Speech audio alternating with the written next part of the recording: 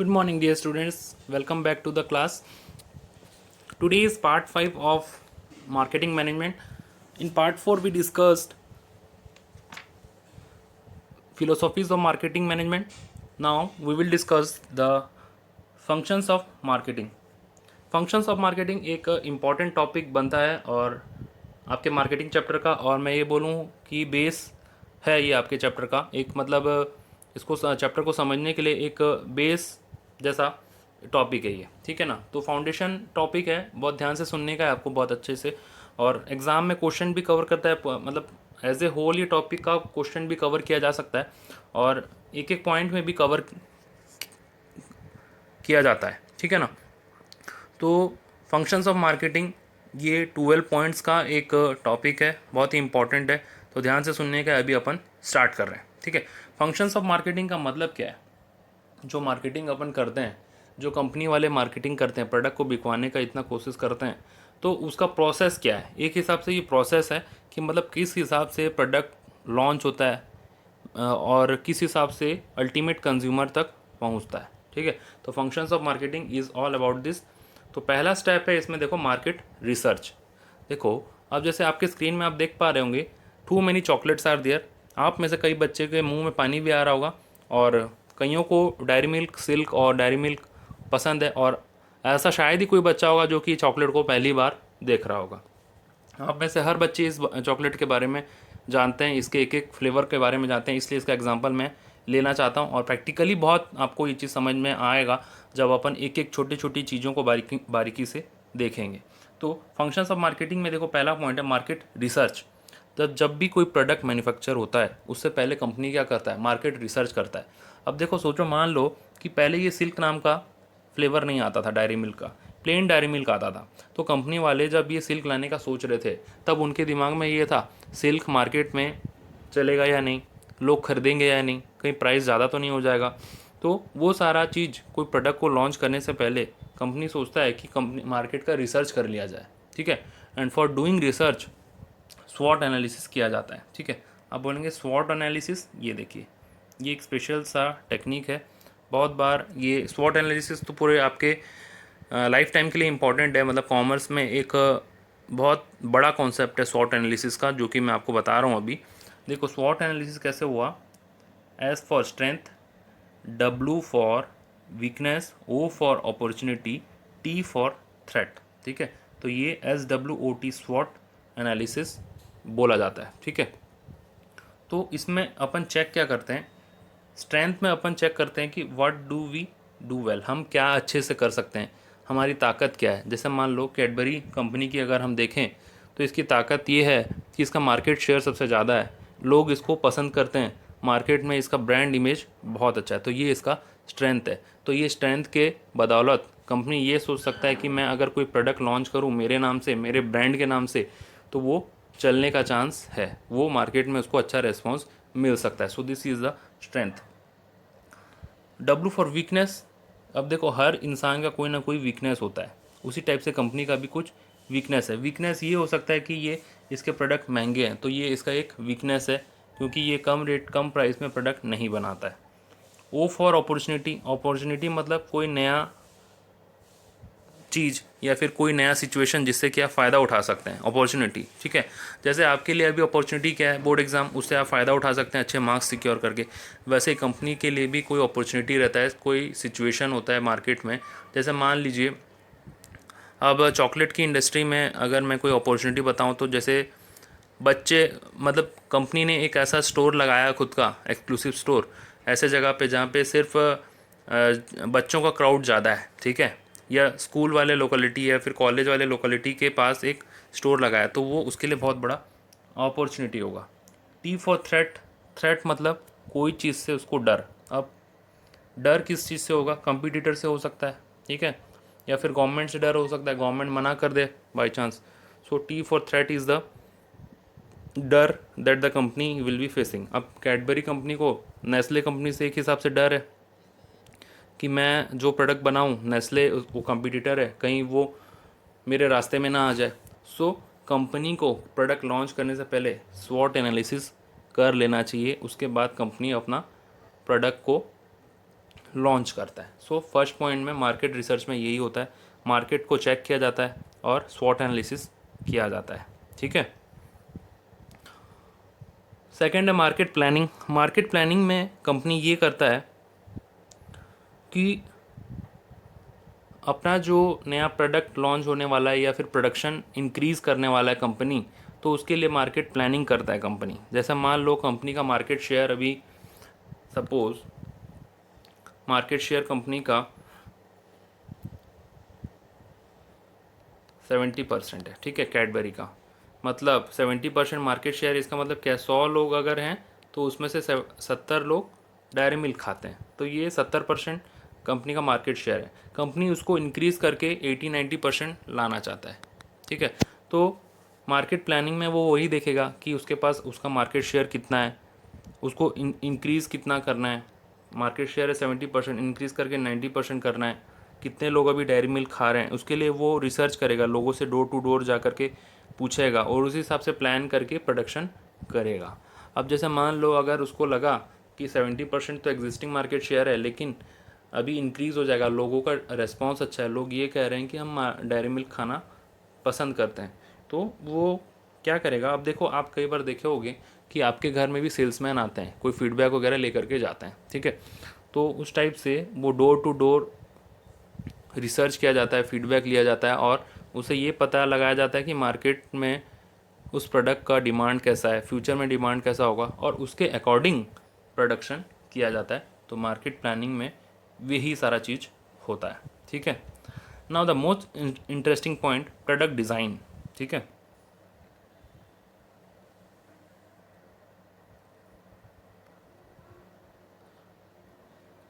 कभी आप सोचे हैं कि ये डेयरी मिल्क का ये जो चॉकलेट है ना, यही तो है, इसका ऐसे स्क्वायर डिज़ाइन क्यों हुआ, राउंड क्यों नहीं हुआ। आप बोलेंगे कि सर राउंड भी हुआ था, एक ज़माना था। दिखाता हूँ, मैं दिखाता हूँ, ये देखिए। इसमें कंपनी ने कुछ रिसर्च किया था और मार्केट रिसर्च करने के बाद उसने डिज़ाइन में राउंड किया था, बबली नाम से एक चॉकलेट निकाला था, जो कि उतना ज़्यादा उसको रेस्पॉन्स नहीं मिला मार्केट से, ठीक है। तो यहाँ पे स्क्वायर था, डेयरी मिल्क ही है ये भी, और ये भी डेयरी मिल्क है, इसमें राउंड शेप में था। सो प्रोडक्ट डिज़ाइन में कंपनी ये चेक करता है कि प्रोडक्ट का डिज़ाइन कैसा हो और शेप कैसा हो, ठीक है, किस टाइप से चलेगा मार्केट में, पसंद कैसा करते हैं कस्टमर, कैसा पसंद करते हैं, कस्टमर का डिमांड क्या है, लाइकिंग क्या है, ठीक है। उसी हिसाब से कंपनी डिज़ाइन मैन्युफैक्चर करता है, कंपनी अपने प्रोडक्ट को डिज़ाइन करता है। जैसे कंपनी कई सालों से स्क्वायर डिज़ाइन में आ रहा था, क्यूब डिज़ाइन में, अब कंपनी ने थोड़ा सोचा कि कुछ चेंज लाया जाए, तो इसलिए कंपनी ने राउंड डिज़ाइन स्टार्ट किया था, ठीक है, जो कि बहुत ज़्यादा रेस्पॉन्स इसको नहीं मिला। तो जिस कारण से ये डिज़ाइन अब देखो कम आ रहा है मार्केट में, ना बराबर आ रहा है। कंपनी ने देखा कि ये प्रोडक्ट उतना ज़्यादा नहीं चल रहा है, तो जिस कारण से इसको बंद किया गया है, समझ रहे ना।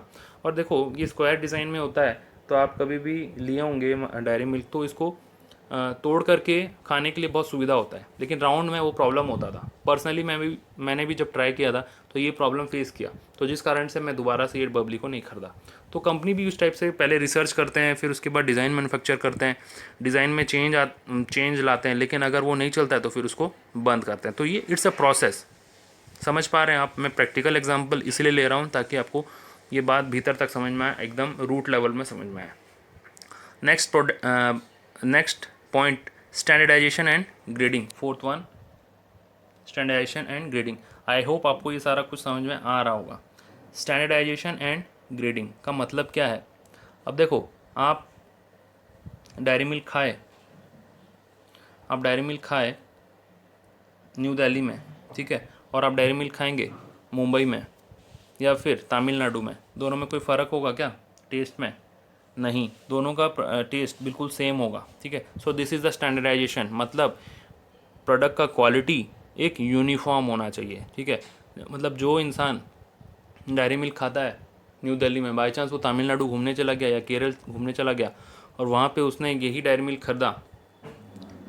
खरीदा सिल्क, तो उसको वही क्वालिटी और वही टेस्ट मिलेगा। So this is the standardisation, ठीक है।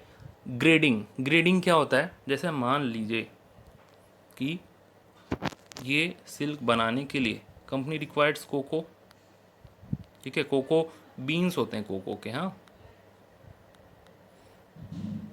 तो हर कोको बीन्स एक ही टाइप का हो ज़रूरी नहीं है, ठीक है। तो कंपनी क्या करता है, ग्रेड करता है, उसमें ग्रेड बनाता है, मतलब कौन सा A1 क्वालिटी का है, कौन सा A2 क्वालिटी का है, ठीक है।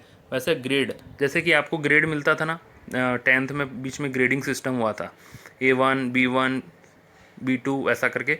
तो कंपनी में भी कोको बीन्स होते हैं, यूज़ होते हैं डेयरी मिल्क मैन्युफैक्चर करने के लिए, कोई भी चॉकलेट मैन्युफैक्चर करने के लिए कोको बीन्स यूज़ होते हैं। तो उसमें भी ग्रेड होते हैं, क्वालिटी होते हैं। तो कंपनी क्या करता है, ग्रेडिंग करता है, A1 क्वालिटी के कोको बीन से वो बनाता है डेयरी मिल्क, ठीक है। एग्जाम्पल के तौर पे बता रहा हूँ। तो ग्रेडिंग करना भी बहुत ज़रूरी है ताकि अच्छे प्रोडक्ट आप यूज़ कर पाएँ, अपने अच्छे क्वालिटी के रॉ मटेरियल्स यूज कर पाएँ अपने प्रोडक्ट के लिए, ठीक है। Now the next step is packaging and labelling.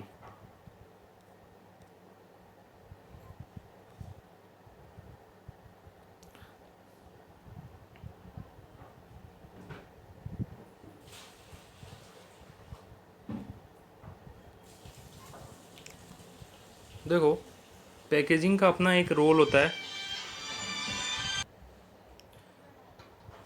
Packaging का अपना एक इम्पॉर्टेंस है। अब देखो, प्रोडक्ट का पैकेजिंग उसको सेल करवाने में हेल्प करता है। अब देखो, जैसे कि डायरी मिल्क का पैकेजिंग इतना ज़बरदस्त है कि उसको देख करके आप लेंगे कि हाँ, आप देख करके ही सोचेंगे कि प्रोडक्ट एकदम सॉलिड होगा अंदर से। तो ये ऑब्वियस सा बात है कि जिसका जो प्रोडक्ट का पैकेजिंग इतना ज़बरदस्त होगा तो लोग उसको ख़रीदना ज़्यादा पसंद करेंगे। आप खुद ही सोचिए कि एक चॉकलेट है जिसका कि पैकेजिंग इस टाइप का है, और एक चॉकलेट है जिसका पैकेजिंग इससे थोड़ा कम अच्छा है। भले ही अंदर में प्रोडक्ट जैसा भी हो, लेकिन आप वही प्रोडक्ट खरीदेंगे जिसका कि पैकेजिंग ज़बरदस्त है ना। ऑब्वियस सा बात है, ये ऐसा होता है, मेरे साथ भी होता है, सभी के साथ होता है, ठीक है। तो पैकेजिंग का अलग अपना इम्पोर्टेंस है, और प्रोडक्ट का पैकेजिंग बहुत ही अच्छा होना चाहिए। और कंपनी अपना पैकेजिंग डिसाइड करते वक्त बहुत ज़्यादा सीरियस रहता है, ताकि क्योंकि पैकेजिंग को ही एक साइलेंट सेल्समैन बोला जाता है, ठीक है, साइलेंट सेल्समैन। समझने वाली बात है, ये कई बार क्वेश्चन भी पूछा गया है, साइलेंट सेल्समैन।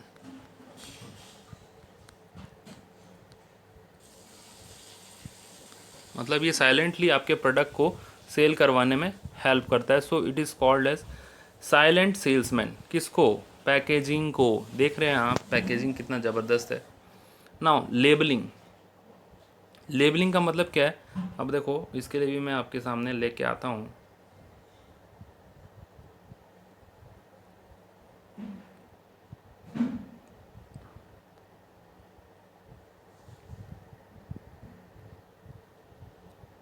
देख पा रहे हैं यहाँ पे कई सारे चीज़ लिखे हुए हैं, जैसे कि मैं हाईलाइट कर दूँगा, वेट। यहाँ पे नेट वेट 150 ग्राम लिखा हुआ है, पैकेट डेट लिखा हुआ है, कब पैकेट हुआ, MRP वगैरह लिखा हुआ है, ठीक है, MRP लिखा हुआ है। और यहाँ पे न्यूट्रिशनल इन्फॉर्मेशन दिए हुए हैं, ठीक है। इसके अलावा यहाँ पे बार कोड तो है ही, और यहाँ पे चॉकलेट के बारे में कुछ लिखा हुआ है। यहाँ पे कौन से जगह पे मैन्युफैक्चर एंड मार्केटिंग कहाँ से हुआ है वो सब लिखा हुआ है। So this all covers your labelling. Labelling बहुत ही ज़्यादा इम्पॉर्टेंट होता है, और इन्फॉर्मेटिव लेबलिंग होना चाहिए, ठीक है। और लेबलिंग का मतलब यही होता है कि जो इन्फॉर्मेशन लिख करके कस्टमर को दिए जाते हैं, लेबलिंग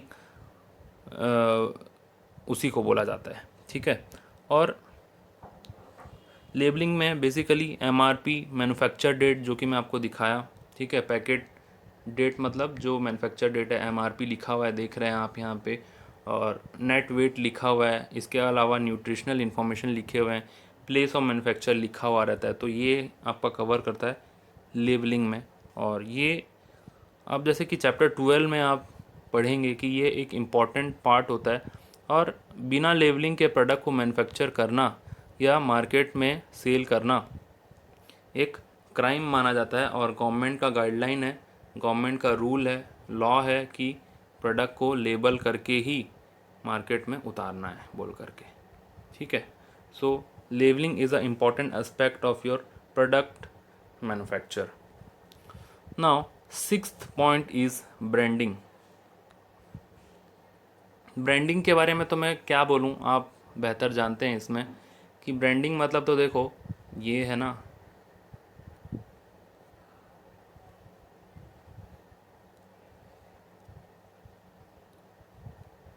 ये वाला पार्ट कैडबरी, ठीक है। सो कैडबरी इटसेल्फ ए ब्रांडिंग। ब्रांडिंग मतलब कोई ऐसा मार्क, कोई ऐसा लोगो, ठीक है, या फिर कोई ऐसा नाम अपने प्रोडक्ट में लगाना ताकि सामने वाला जो कस्टमर है आपके प्रोडक्ट को दूसरे प्रोडक्ट के साथ, दूसरे सिमिलर प्रोडक्ट के साथ डिस्टिंक्ट कर पाए, उसको अलग कर पाए, ठीक है। So it's a special name of a product. Company may decide to sell the product in a company's name और they decide to special brand name for their product. For example Cadbury's Dairy Milk, Nestle's, Nestle का KitKat आता है, ठीक है। आज आप market में कोई भी प्रोडक्ट देखिए उसका अपना एक ब्रांड नेम होता है और वो ब्रांड नेम बहुत ज़्यादा इम्पॉर्टेंट होता है। कई बार तो ब्रांड नेम से हम इतने ज़्यादा इफ़ेक्टेड हो जाते हैं कि हमको उसी पर्टिकुलर ब्रांड नेम का प्रोडक्ट चाहिए होता है। मतलब ब्रांड नेम का अपना एक अलग इम्पोर्टेंस है, उसका एक अलग अपना रुतबा है बोलें तो, और उसी हिसाब से फिर कस्टमर उसी ब्रांड का प्रोडक्ट बार बार लेना चाहता है। और ब्रांडिंग का इम्पोर्टेंस ये है कि अगर आप ब्रांड अपने प्रोडक्ट को ब्रांडिंग करेंगे, ब्रांड नाम उसमें देंगे, तो कस्टमर पहचान पाएगा आपके प्रोडक्ट को, वो डिस्टिंक्ट कर पाएगा, डिफ्रेंशिएट कर पाएगा अदर प्रोडक्ट के बीच में आपके प्रोडक्ट को, और बार बार वो आपके प्रोडक्ट को लेना चाहेगा। अगर मान लीजिए कि ये डायरी मिल्क का ये प्रोडक्ट मैं सिर्फ, एक मिनट, ये सब कुछ ना होता, ठीक है, खाली ऐसा ब्लू पैकेट होता, ये कुछ नहीं, ये कुछ भी नहीं होता।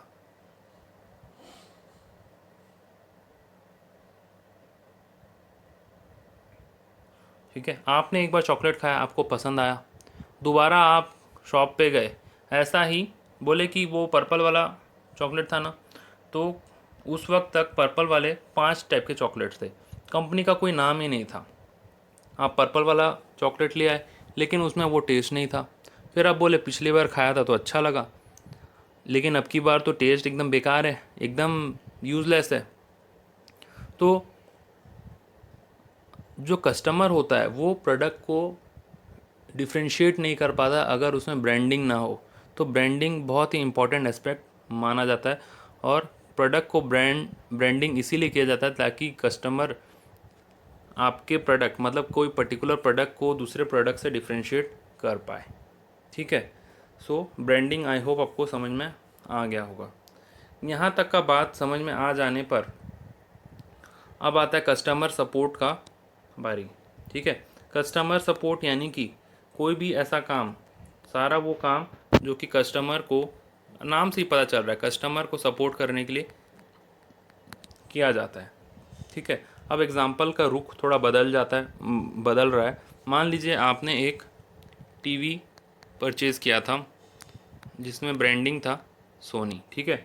अब आपका टीवी कुछ दिन चलने के बाद ख़राब हो गया, ठीक है, तो आप किसके पास जाएंगे उसको रिपेयर कराने के लिए? विद इन वारंटी है, तो आप क्या करेंगे? कंपनी को टोल फ्री नंबर में कॉल करेंगे।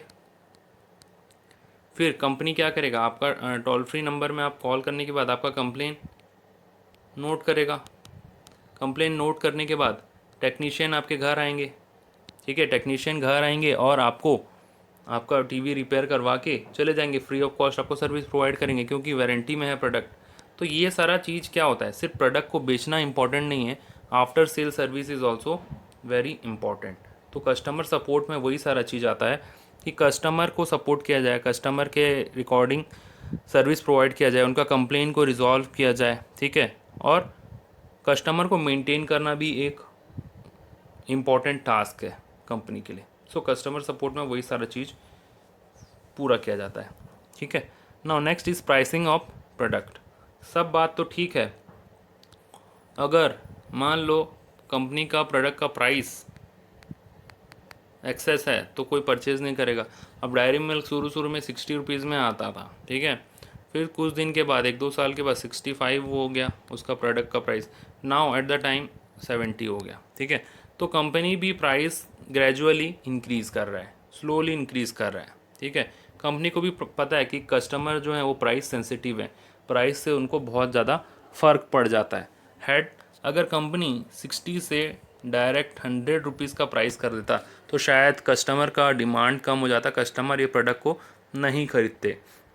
तो कंपनी का जो प्राइसिंग होता है वो सेंसिटिव मैटर है, और उसमें थोड़ा सा भी फेरबदल हो जाए तो कंपनी का प्रोडक्ट नहीं बिकेगा। और कंपनी को जो प्राइसिंग रखना चाहिए वो अपने कंपटीटर के प्रोडक्ट को ध्यान में रख के रखना चाहिए, ठीक है। So this is the pricing of product. Now 9th number point is promotion and selling. Promotion and selling मतलब, अब जैसे कोई नई मूवी रिलीज़ होती थी, रिलीज़ होने वाली होती थी, तो जो एक्टर्स होते थे वो कहाँ आते थे? कपिल शर्मा शो में आते थे। पता है, आप में से कई बच्चे देखे होंगे, जो भी नई मूवी रिलीज़ होने वाली रहती थी उसके एक्टर एक्ट्रेस लोग कपिल शर्मा शो में आते थे। वो क्या करते थे, अपने मूवी के बारे में बताते थे, उसका प्रमोशन करते थे, उसके बारे में हल्ला करते थे, उसके बारे में गाना वाना गाते थे, डांस वगैरह होता था, आप देखे होंगे ना। तो वो क्या करते थे, एक हिसाब से वो प्रमोट करते थे, बोलते थे ना कि मूवी प्रमोशन में आए हुए हैं आज हमारे actor Ajay Devgan and Akshay Kumar, likewise, या फिर एक्ट्रेस का भी नाम होता था उसमें, है ना। तो प्रमोशन मतलब क्या है? प्रमोशन मतलब हर वो कोशिश करना, कंपनी का प्रोडक्ट मैन्युफैक्चर हो जाने के बाद उसको एडवर्टाइज़ करना, लोगों तक पहुंचाना इन्फॉर्मेशन कि ऐसा एक नया प्रोडक्ट लॉन्च हो गया है और आपको वो नया प्रोडक्ट देखने को मिलेगा। तो एक प्रमोशन का एग्जांपल आपको मैं दिखाता हूँ, और इस टाइप का प्रमोशन का इफ़ेक्ट होता है, जैसे कि आप देख पाएंगे अभी स्क्रीन पे।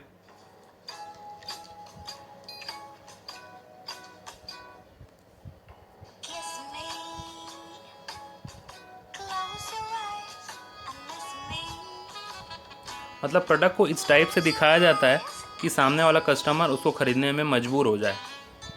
इसी को बोलते हैं प्रमोशन।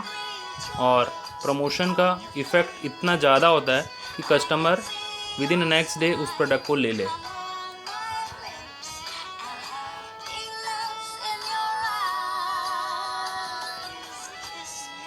देख पा रहे हैं इसमें आप, प्रोडक्ट भी दिखाया जा रहा है और टेक्निक्स कैसा यूज़ किया जाता है ताकि कस्टमर उस चीज़ को परचेज़ कर ले। Discover the joy. Cadbury Dairy Milk Silk. Have you felt silk lately?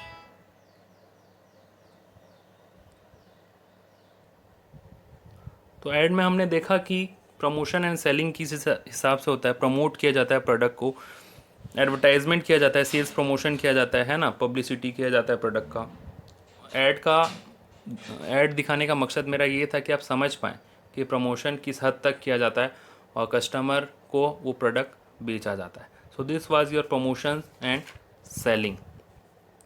इसके बाद जो पॉइंट्स हैं वो छोटे मोटे पॉइंट हैं, बेसिक पॉइंट है, जैसे कि प्रमोशन एंड सेलिंग के बाद हो गया फिज़िकल डिस्ट्रीब्यूशन। फिज़िकल डिस्ट्रीब्यूशन, अब सब चीज़ तो हो गया, प्रोडक्ट भी मैन्युफैक्चर हो गया और उसके बाद हमने एडवर्टाइजमेंट भी कर दिया, कस्टमर्स को पता भी चल गया प्रोडक्ट के बारे में। लेकिन वो कस्टमर को वो प्रोडक्ट मिले कैसे, ठीक है। तो कंपनी, सपोज़ यहाँ पे गुजरात में कंपनी है और कस्टमर फैले हुए हैं ऑल ओवर इंडिया, ठीक है, इनफैक्ट ऑल ओवर वर्ल्ड। तो कस्टमर को ये प्रोडक्ट सब जगह तक पहुँचे कैसे, तो ये कंपनी का एक हेडेक रहता है। कंपनी को उसके लिए स्ट्रेटेजी बनाना पड़ता है ताकि फ़िज़िकल डिस्ट्रीब्यूशन कैसा हो पाए, यहाँ गुजरात से डिस्ट्रीब्यूशन कैसा हो पाए। मतलब कंपनी कौन से मीडियम का यूज़ करे, कंपनी डायरेक्ट ऑनलाइन सब तरफ भेजे, या फिर कंपनी एक चेन बनाए, पहले होलसेलर, फिर होलसेलर से रिटेलर, फिर उससे अल्टीमेट कंज्यूमर तक, ठीक है। तो ये कंपनी को डिसाइड करना पड़ता है बेस्ड ऑन प्रोडक्ट, और कंपनी अपना चेन उस हिसाब से तैयार करता है ताकि जो कस्टमर है एंड कस्टमर तक उसका प्रोडक्ट पहुंच जाए। ठीक है, तो कंपनी को इसके लिए प्लान करना पड़ता है और अपना चैनल डिसाइड करना पड़ता है कि कंपनी डायरेक्ट रिटेलर तक पहुंचेगा या फिर होलसेलर रिटेलर तक पहुंचेगा या फिर कंपनी का अपना ऑनलाइन स्टोर होगा। जैसे कि आप देखेंगे लिवाइस वगैरह का, जो बड़े बड़े ब्रांड्स होते हैं कपड़े के, उनके अपने अलग ऑनलाइन स्टोर होते हैं। लिवाइस वगैरह जो हैं तो उनके अपने ऑनलाइन आउटलेट होते हैं। जैसे कि डोमिनोज़ है, उसका अपना ऑनलाइन आउटलेट है, वो किसी होलसेलर के थ्रू नहीं आता है। ठीक है ना, वो डायरेक्ट कंपनी का स्टोर होता है, उसमें प्रोडक्ट आप देख पाते हैं। सो फिजिकल डिस्ट्रीब्यूशन में कंपनी यही चीज़ डिसाइड करता है कि कंपनी का अपना अलग सा स्टोर हो या फिर कंपनी ऐसा चेन फॉलो करे। So this was regarding your physical distribution. Now transportation, बहुत ही बेसिक सा चीज़ है जो कि 11th क्लास में अपन पढ़े थे। ट्रांसपोर्टेशन, प्रोडक्ट को एक जगह से दूसरी जगह पहुंचाना, क्योंकि जहां प्रोडक्ट मैन्युफैक्चर हो रहा है, जैसे यहाँ पे मुंबई का एग्जांपल ले लें, मुंबई में प्रोडक्ट मैन्युफैक्चर हुआ, ठीक है, इंडिया में बना ही लिया जाए, वैसा तो बनाना नहीं आता मुझे, आई एम ट्राइंग। हाँ,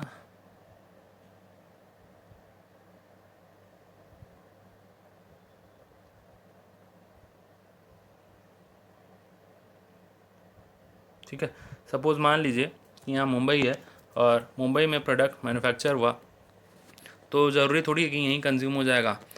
कस्टमर तो हर जगह हैं, इंडिया में हर जगह कस्टमर्स फैले हुए हैं, तो इन कस्टमर्स तक प्रोडक्ट को पहुंचाया कैसा जाए। पहले तो चैनल डिसाइड हो गया कंपनी का, 10 नंबर पॉइंट में फिजिकल डिस्ट्रीब्यूशन के लिए चैनल डिसाइड हो गया। अब ट्रांसपोर्टेशन कैसा हो, हर जगह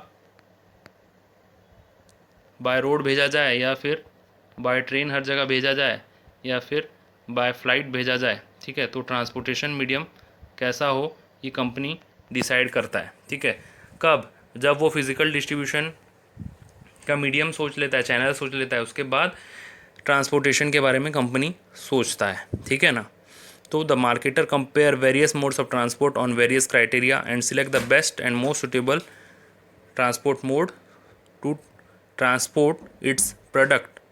जो प्रोडक्ट है उसको एक जगह से दूसरी जगह पहुंचाने के लिए वो ऐसा मोड चूज़ करता है जो कि सबसे बेस्ट है। मान लीजिए चॉकलेट के लिए उसको एक